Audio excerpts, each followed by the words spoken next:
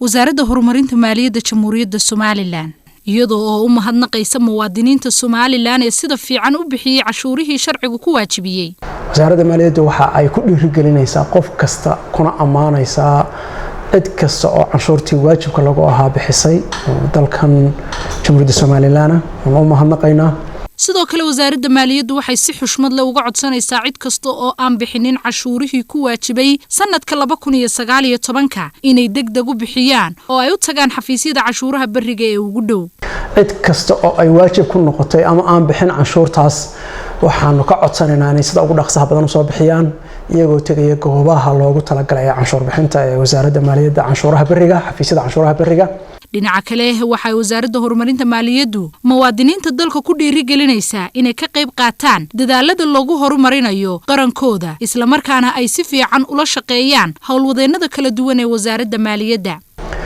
waxaan aad mar labaad u dhiirigelinaynaa oo aanu u dardaarmaynaa maadaama aanu bilownay olole bishii dhaweyd kowdeedii aanu bilownay ilaa labada bilood ee November iyo December aanu wadi doono goob kasta oo ganacsi oo aanan ka haynin cashuurtii ku waajibtay inay bixisay waanu dul tagi doonaa.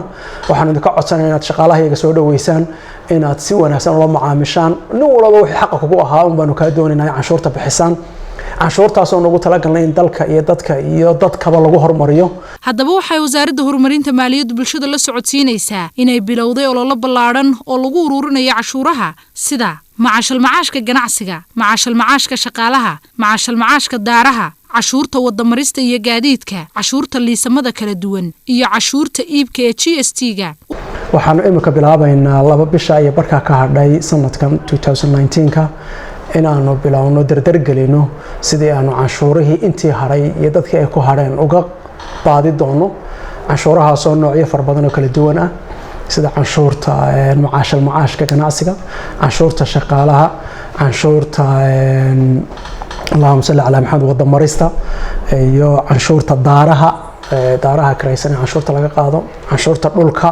waxaas oo dhan waxaanu doonaynaa inaanu imika olole aanu qaadnay daraadeed in sida degdeg badan aanu u sameeyno.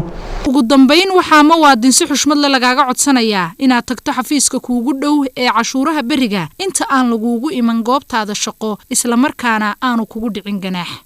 muwaadin waxaanu mar labaad iyo mar saddexaadba ka codsanaynaa inaad cashuurta bixiso wixii waajib kugu ah.